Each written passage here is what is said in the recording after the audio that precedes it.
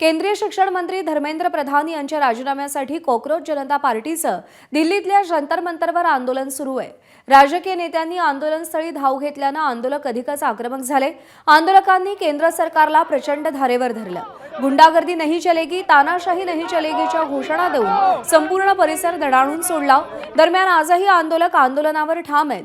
सीजेपीच्या आंदोलनाला पाठिंबा देण्यासाठी उद्धव ठाकरेंनी काल दिल्ली गाठली। आज त्यांची पत्रकार परिषद होणार आहे, तर काल अचानक सगळ्यांना घेऊन राहुल आणि प्रियंका गांधींनी पंतप्रधानांच्या निवासस्थानाबाहेर आंदोलन केलं। विरोधकांच्या आंदोलनामुळे नवी दिल्ली दणाणली, तर आज मराठा आंदोलक मनोज जरांगे आंदोलकांची भेट घेणार आहेत।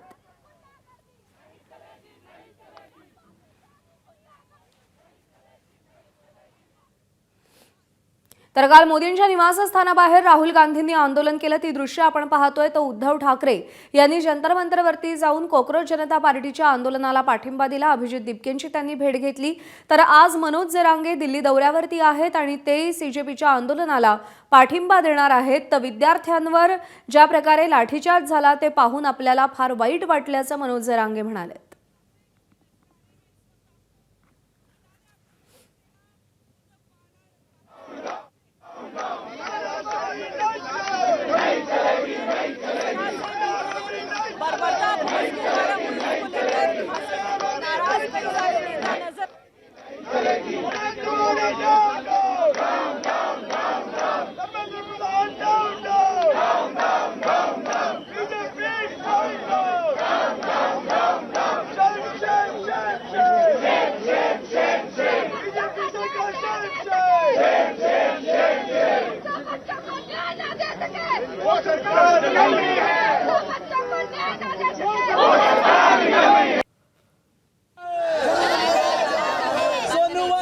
मेरी जान है, सोनू वांचू सरकार रिहा करो, सोनू वांचू सरकार रिहा करो। नहीं देगी, नहीं देगी, मोदी तेरी तानाशाही नहीं चलेगी, नहीं चलेगी, मोदी तेरी तानाशाही नहीं चलेगी, नहीं चलेगी।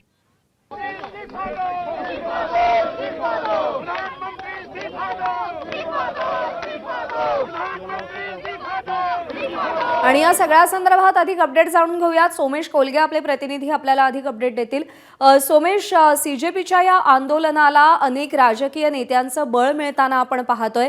आज मनोज जरांगे सुद्धा जंतर मंतरवरती येऊन भेट देणार आहेत। आजचं जंतर मंतरवरचं चित्र नेमकं काय पाहायला मिळतंय आणि आज कोण कोण तिथे येईल? नक्कीच आता आपण पाहू शकतो जंतर मंतरवर आज गर्दी आहे, पाऊस आहे आज दिल्लीमध्ये आणि तरी सुद्धा आंदोलक जंतर मंतरवर पोहोचलेत आणि आता साधारणपणे 9:30 ते 11:30च्या दरम्यान ही गर्दी अधिक वाढते असं आपण पाहिलेलं आहे। या सगळ्यामध्ये जर आपण एक गोष्ट आवर्जून लक्षात घेतली तर खूप मोठ्या प्रमाणावर इथे राजकीय नेते यायला सुरुवात झालेली आहे। आता राष्ट्रीय जनता दल हा असा एकमेव पक्ष इंडिया आघाडीतला राहिलेला आहे की ज्यांचा प्रमुख नेता कोणी इथे पोहोचला नाही, परंतु इतर सर्व जवळपास देशभरातले विरोधी पक्षाचे नेते इथे आलेले आहेत। त्यानंतर आज मनोज जरांगे पाटील इथे पोहोचणार आहेत।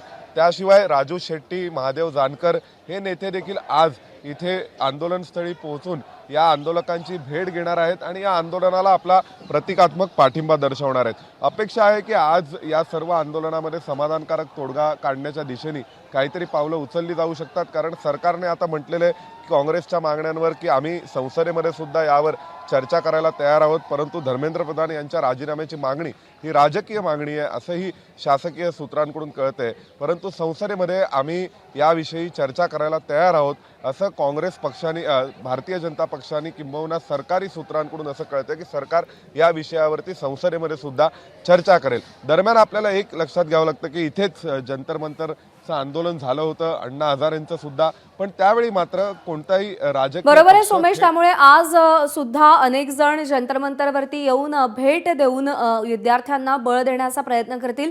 सोमेश, विनंती आहे सोबत रहा, आणखी एका बातमीचे अपडेट जाणून घ्यायचे आहेत। एबीपी माझा, उघडा डोळे बघा नीट।